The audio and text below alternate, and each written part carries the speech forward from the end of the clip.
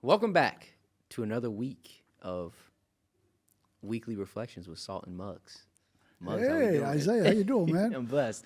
You know, I've never asked you this question, but I want to know because we were talking off camera about your family and stuff like that. I want to know what people thought and like what was some of like the feedback you got when you told people you were going to be a Jesuit. That's what I want to know. Like, what was that process like? Well, like I said, I was the least likely in the history of the Jesuit high school in Philadelphia, St. Joe Prep, to become a Jesuit. So I went to college. I was kind of wild and crazy for a couple of years. Yeah. Curious set of circumstances. Ended up working in a nursing home. That really turned me around. I started going to mass every day and all this stuff. So, but meanwhile, I started applying to the Jesuits, and I didn't tell anybody. I didn't tell anybody. This was just a personal thing. Yeah, I wasn't, I wasn't sure about this, and I never thought they'd ever take me. So when I finally got accepted, I had to tell my mother, and she just looked at me, and she said, "Well, I'm doing some wash if you want some stuff done," and she walked away. Mom gonna be a Jesuit. And later on, I found out she was just so freaking stunned. She thought, like, is he got drugs? What the hell is this? And then the other funny one was I went up to Lafayette College telling my fraternity brothers. And this one guy, we were driving out to Metzger Fields where all the athletic stuff was at Lafayette. And he and I are in the car, so he says, "Well, you coming back to school next year?" I said, No, I'm not coming back. He said, "What are you going to do?" I said, "Well, I'm going to be a priest." And he just started roaring laughing, took the car over to the side of the road. He was like, "That is the funniest thing I've ever heard." And then he looks at me and goes, "You're serious?" So, yeah, people were a little surprised. And then you did it. Yeah, and then people are still surprised. They're still surprised. No, that is wild. That really is wild. That's such a drastic. I feel like that's such a, especially with how you talk about growing up. That's such a drastic change. It really was. I mean, I really was not on this trajectory At all. It was really the work of God. Yeah, that's another thing too, because when we think about young students and young people, one of the toughest things to do is to do things that you feel pulled to do, but maybe the people around you aren't comfortable with or aren't aligned with. Like that prime example with you, being willing to have the courage to be like, I'm going to take this step, even though it isn't really anything that's coming from around me. Like, how did you have the courage to just be like, I'm going to go be a Jesuit, regardless of what people thought? I don't. It was so courageous as I guess I was always kind of maybe to a fault. I really don't care what other people think about me. Right, and you've You can't- always been that way. Yeah, you can't live your life Yeah. worrying about what other people think about you or trying to do what they want to do when you don't want to do it. It's one of the hardest things for It is. college kids. You know, It their is. parents want them to do this, that, or the next thing, and they really want to do something else. Remember that movie Dead Poet Society? Yeah. I haven't seen it, but I know it. It's the whole theme of that is that, this kid wants to be an actor, and Mm-hmm. his father just dismisses the idea, right? And it's a wonderful movie with Robin Williams. But the idea is that God wants us to do something for others, to make the world better, for justice and peace. And we get to choose what that is. And how do you know what that is? Well, the Jesuit way, the Ignatian way, St. Ignatius says, find out what you really deeply want to do. Find your deepest, truest desire. Deep. And that's kind of discernment. You say, well, I want to be a doctor. And then you go down and you shadow a doctor and you think, it's not really floating my boats. I really do want to start a business. I really do want to try to do something to make housing affordable in this country. But that's so crazy. I got to get a job. I can't, you got to dream big and you got to follow your dreams. And yeah, you got to listen to other people and be sane and rational. Right, I mean, sensible. Julia Roberts, she keeps calling me. I say, no, I can't come to Hollywood. But don't, especially when you're young, reach for the stars. Yeah, Even if you fail, that's better than not having tried. so true. And to play it safe doesn't serve anybody well. It won't make you happy. It won't make you satisfied. It won't make you a person that uses all the gifts that God has given you. Yes. Like, So how did you get to? You figured some things out. trying a man. lot of stuff, like you Yeah. just said, trying as many things as I could. And one of the best things that I realized to figure out what you do want to do is find as many things as you don't want to do. Yeah. You know, I just kept crossing out the list of things I didn't like, and then it kind of helped me to have some clarity on things that resonate, if that makes sense. No, it makes perfect sense. And the time now when you're an undergrad to go out and take some different jobs, do some different This is the service time. opportunities. Service opportunities allow you to go and see things that you never imagined before. You could run a homeless shelter. You could make a good living working for the Catholic Church or the mosque or the synagogue. You could do things that you don't have to just be a nurse or a PT or a doctor or a lawyer. There are a million things out there. And the other thing is, I always ask kids, how many people are here, they want to get a job? And everybody raises their hands. I say, how many people here want to start a business and give other people jobs? You know, think about running things. Think about starting things. That's good. You know, find out how to be the person that decides how the world is going to be rather than be stuck in the world where other people are deciding how the world is going to be. Man, that is good right there. Yes. Yeah. Yes. That's really hard to do, though. Yeah. Like to think like that in our society. It Well, is. again, we keep talking about, we laud the entrepreneur, and yeah, rightly so. The entrepreneur can go out and create things. Yeah. Now, if it's all just for personal gain and money and, glimmer and glitz and glamour, that's distorted. But to really start a business, to take care of your employees, to contribute to the community, to produce something that's really worth producing, that's a great life. Wow. And in so many service occupations in the society, you're really contributing to the well-being of everyone. Be a fireman, firewoman, fireperson. Be a EMT. Be an officer of the law, and do it wisely and well, and root out any disordered attachments in that profession. Anything that you see come up. Yeah, because being a cop is really hard. I got buddies, and it's hard to keep your attitude and your heart rooted in serving others and not get so jaded when you run into the people who are really troubled and really causing trouble. Yes. I lived in Camden for 15 years, and at the time, 1988 to 2003, Camden, New Jersey was the poorest and most violent city in America. And people say, oh, you live in Camden. Oh, Camden's so terrible. Camden had 30,000 children. And the cops told us 700 cause all the trouble, and we know who they are in third grade. Sheesh. We know. We can see it in a community, what's happening. And we don't respond to their needs when they're 8, 9, and 10. And then we wonder why we're locking them up at 18 and 20. Right, yes. So, in other words, the cops in Camden really turned things around there in many ways. And Camden's a lot better now than it was 25, 30 years ago. A lot of it's to do to really good, smart policing. That's deep. And what you just said it made me think of, you ever heard of the saying, you could judge the status or the strength of a society based off of how it treats its children?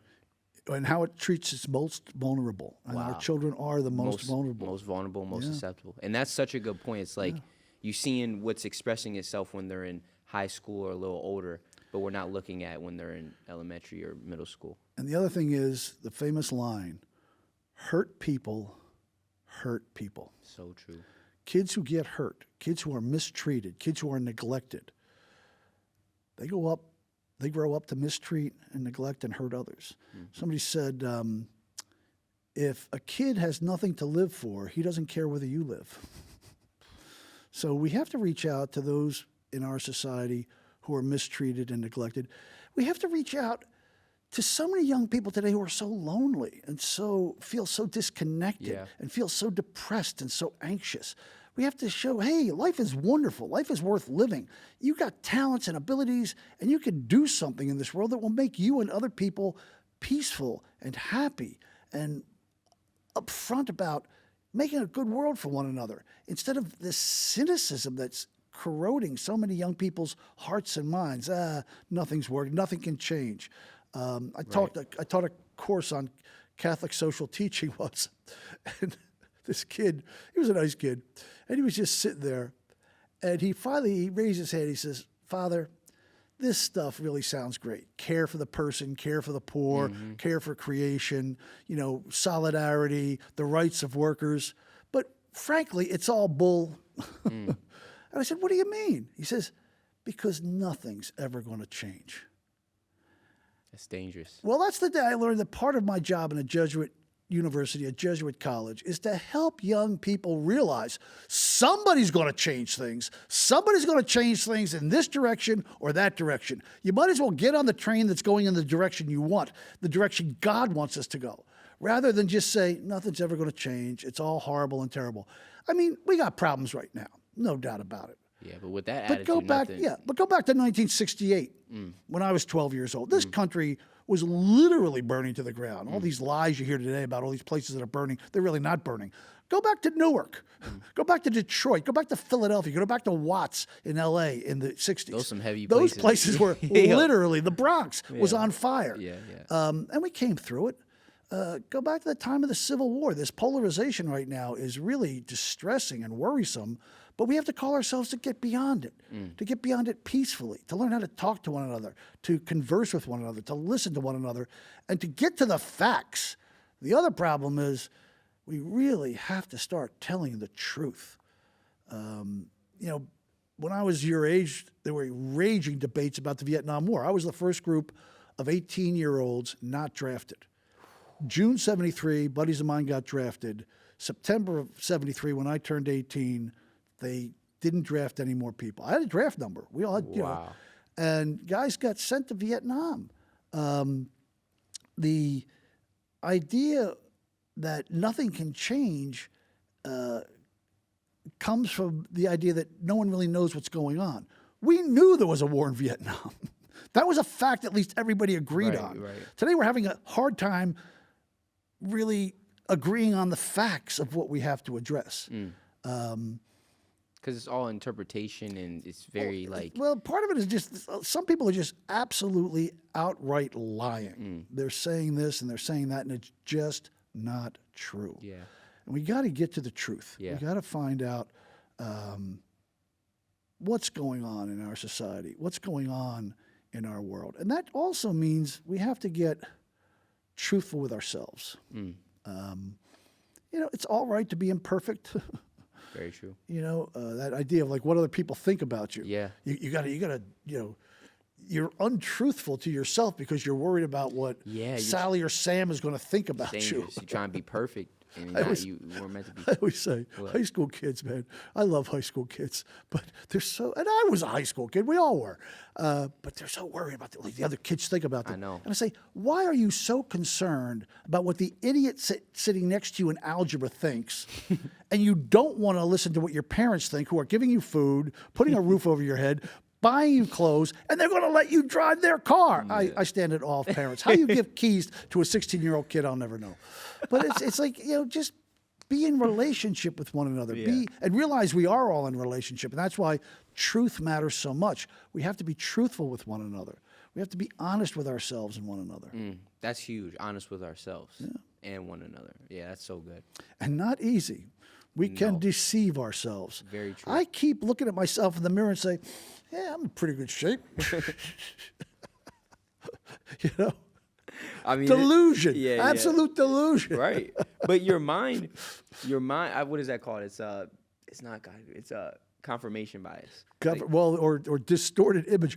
Yeah, right. Yeah, confirmation bias, though, is that you keep hearing the untruth over and over and over again, and you begin to believe it. Well, also in psychology, it's like if I'm rooted in a certain belief, then my mind will literally filter out anything that can. I see what you're saying. Yes, that's and true. so Yeah. That's a big issue with what we got going on in society. Yeah, or even on the personal level, that distortion, that distorted thinking.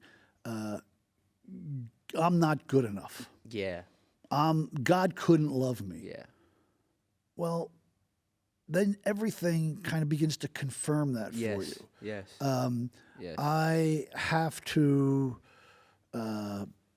measure up to some unreal ideal. I have to be what is it? You can't be too rich or too thin. Actually, you can be both. And if you get too rich or too thin, it can be deadly. Accepting ourselves as we are while working to improve ourselves, accepting our world as it is, but knowing that God is at work in it and that things are getting better. That's again, the glass half empty, or the glass half full. I mean, Perspective. yeah, That's huge. Yeah. How you view what you do impacts how you do what you do. That's what they say. exactly, Yeah, yeah. exactly. We are a lot of what is reality for us is the way we see the world, and that's a great guy named Richard Rohr wrote a book on prayer called Everything Belongs, and he said, prayer doesn't so much change things; it changes the way we see things. That's huge. It changes the way we experience things. I told you the story about the guy with the brook in the car, right? Yeah, The little yeah, kid. Yeah, yeah. It's a beautiful story. Yeah, I mean, the guy's driving, the kid throws the brick on the Lamborghini, and the guy gets all upset. And then he finds out the little kid needed help. His brother had fallen over, his wheelchair had fallen over, and the guy learned that, the way you look at things just changes when you realize what's really going on. And what's really going on is that God is at work in the world through us, trying to make the world a better place. Wow. Maybe this ceasefire will hold in Gaza. Maybe we will get through this government shutdown. Maybe we will get to a world where everybody gets health care and shelter. But we have a lot more health care than we had in 1800. We got a lot better shelter than we had in 1700. Most of us are lucky enough to have a shower every day, Yeah. a flush toilet, food, although a lot of people are food insecure in this country right now, which is kind of distressing to say the least. But we have to work together to get people what they need. That's That's this what is. you guys are doing with the Moyne Way and Yes. the service with Grace Thomas. Yes. Yeah. Shout out to Grace always. Shout out to Grace. Shout out to Grace. Shout out to Muggs. Amazing Grace. Amazing Grace. Shout out to Grace. Shout out to Muggs. But that is going to be it for today because I'm really excited to hear this Wisdom Wednesday from Father Muggs. But that's going to be it for today. We want to give a huge thanks to LCTV for making this podcast possible here in the studio space where I'm currently sitting. To the Carroll College of Arts and Sciences, to the Grace Center for making this possible as well, and to Put God First, whose support also helps in making this podcast a reoccurring event every week. Don't forget to follow and subscribe to the Grace Center and the LCTV in the links below so you never miss out on an episode. And me and Father Muggs will see you next week. Bye now. God bless. God bless.